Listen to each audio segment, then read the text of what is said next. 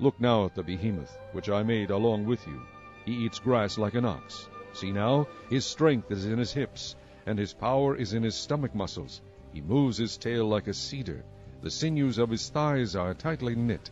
His bones are like beams of bronze, his ribs like bars of iron. He is the first of the ways of God. Only he who made him can bring near his sword. Surely the mountains yield food for him, and all the beasts of the field play there. He lies under the lotus trees in a covert of reeds and marsh. The lotus trees cover him with their shade. The willows by the brook surround him. Indeed, the river may rage, yet he is not disturbed. He is confident. Though the Jordan gushes into his mouth, though he takes it in his eyes, or one pierces his nose with a snare.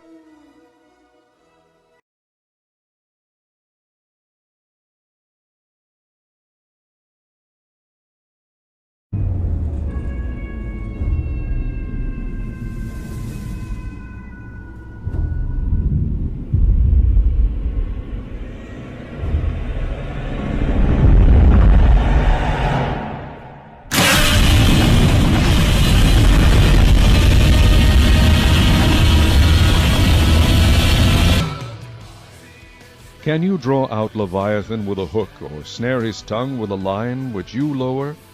Can you put a reed through his nose, or pierce his jaw with a hook? Can you fill his skin with harpoons, or his head with fishing spears? Lay your hand on him. Remember the battle. Never do it again. Indeed, any hope of overcoming him is false. Shall one not be overwhelmed at the sight of him? No one is so fierce that he would dare stir him up. I will not conceal his limbs, his mighty power, or his graceful proportions. Who can remove his outer coat? Who can approach him with a double bridle? Who can open the doors of his face? With his terrible teeth all around, his rows of scales are his pride, shut up tightly as with a seal. One is so near another that no air can come between them.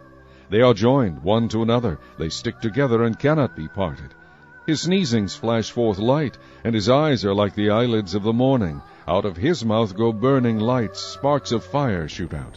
Smoke goes out of his nostrils, as from a boiling pot and burning rushes. His breath kindles coals, and a flame goes out of his mouth. Strength dwells in his neck, and sorrow dances before him.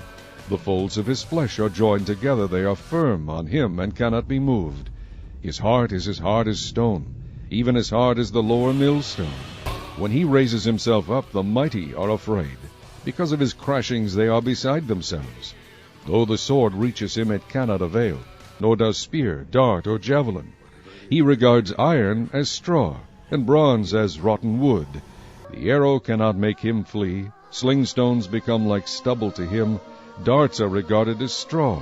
He laughs at the threat of javelins. His undersides are like sharp potsherds. He spreads pointed marks in the mire. He makes the deep boil like a pot. He makes the sea like a pot of ointment. He leaves a shining wake behind him. One would think the deep had white hair. On earth there is nothing like him which is made without fear. He beholds every high thing. He is king over all the children of pride.